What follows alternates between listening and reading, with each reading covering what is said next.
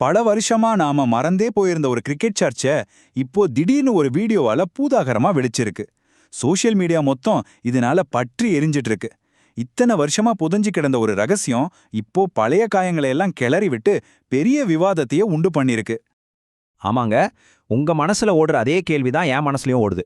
17 வருஷமா யாரு கண்ணுலயுமே படாத ஒரு வீடியோ இப்ப வெளியாகி கிரிக்கெட் உலகத்தையே ஒரு உழுக்கிட்டு இருக்கு. அது ஏன், எப்படி, அதுதான் நம்ம இப்போ டீட்டெயிலா பார்க்க போறோம்.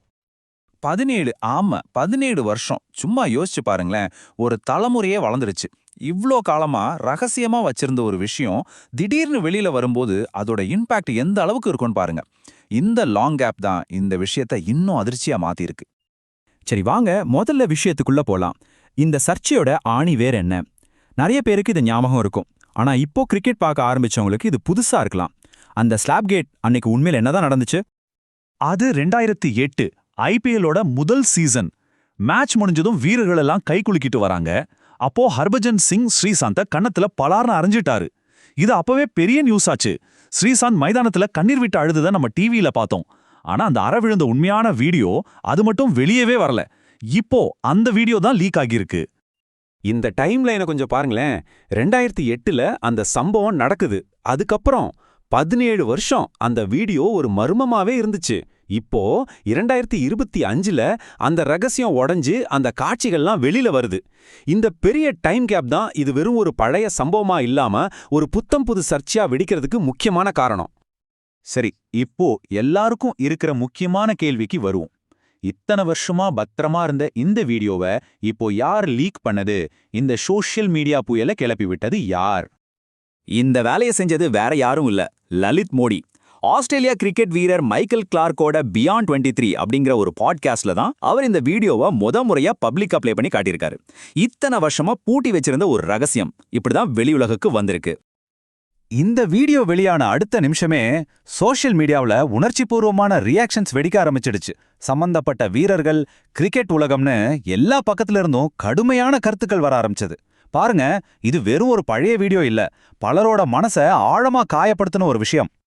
முதல்ல ரியாக்ட் பண்ணது ஹர்பஜன் சிங் தான். அவன் உடனே அந்த சம்பவத்துக்காக நான் மறுபடியும் வருத்தப்படுறேன், ஆனா இத்தனை வருஷம் கழிச்சு இந்த வீடியோவை வெளியிட்டது ரொம்ப தப்பு, இது ஒரு சுயநலத்துக்காக செஞ்ச வேலைன்னு கடுமையா விமர்சிச்சாரு. முக்கியமா நாங்க 2 பேரும் அந்த விஷயத்தை விட்டுட்டு ரொம்ப தூரம் முன்னாடி வந்துட்டோம் அப்படின்னு சொல்லியிருக்காரு.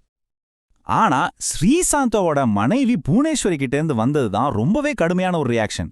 அவங்க இன்ஸ்டாகிராம்ல லலித் மோடியையும் மைக்கேல் கிளார்க்கையும் டேக் பண்ணி மனிதாபிமானமே இல்லாதவங்க, இதயமே இல்லாதவங்கன்னு ரொம்ப கடுமையா பேசியிருந்தாங்க. முக்கியமா எங்க குழந்தைங்களோட மனசை இது பாதிக்குது, வெறும் பப்ளிசிட்டிக்காக ஒரு குடும்பத்தோட வலிய மறுபடியும் ஏன் கிளறீங்கன்னு ரொம்ப வேதனையோட கேட்டிருந்தாங்க. இப்ப 2 தரப்பு வலியும் பாருங்க.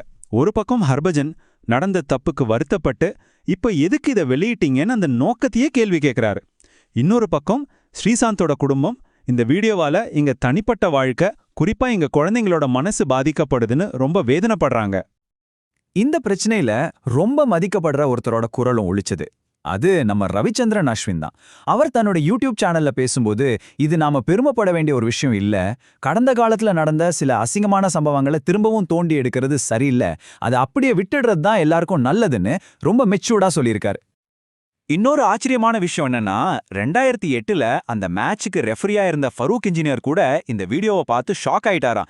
நானே இந்த ரகசியத்தை இத்தனை வருஷமா காப்பாத்திட்டு வந்தேன், இப்போ இது எப்படி வெளியில வந்துச்சுன்னு எனக்கே தெரிலன்னு அவர் சொல்லியிருக்கார். யோசிச்சு பாருங்க அந்த வீடியோவை எவ்வளோ கவனமா மறைச்சு வச்சிருக்காங்கன்னு. சரி, இப்போ நாம பார்த்த எல்லாத்தையும் ஒரு சின்ன ரீகேப் பண்ணிடலாம். இந்த முழு சர்ச்சையில முக்கியமான ஆட்கள் யார், அவங்க ஒவ்வொருத்தரும் என்ன சொல்றாங்கன்னு ஒரு தடவை தெளிவா பார்த்துடலாம் வாங்க. இந்த டேபிள்ல பாருங்க, முழு கதையும் சிம்பிளா புரியும். லலித் மோடி வீடியோவை லீக் பண்றாரு. ஹர்பஜன் வருத்தப்படுறாரு, ஆனா வெளியிட்டது தப்புன்னு சொல்றாரு. ஸ்ரீசாந்த் குடும்பம் ரொம்பவே காயப்பட்டிருக்காங்க. அஸ்வின் மாதிரி ஆட்கள் கடந்த காலத்தை கிளறாதீங்கன்னு சொல்றாங்க. சோ இது வெறும் ஒரு வீடியோ லீக் இல்ல, இது பலரோட உணர்வுகளை சம்பந்தப்பட்ட ஒரு சிக்கலான விஷயம். கடைசியா ஒரே ஒரு கேள்வி, அதை உங்ககிட்டே விட்டுடுறேன். இந்த மாதிரி ஒரு வீடியோவை இத்தனை வருஷம் கழிச்சு வெளியிட்டது சரியா, இல்ல சில விஷயங்களை அப்படியே மறைச்சு புதைச்சிடுறது தான் நல்லதா? நீங்க என்ன நினைக்கிறீங்க? இந்த வீடியோவை மறைச்சு வச்சிருக்கணுமா, இல்ல வெளியிட்டது தான் கரெக்டா? உங்க கருத்தை கமெண்ட்ல சொல்லுங்க.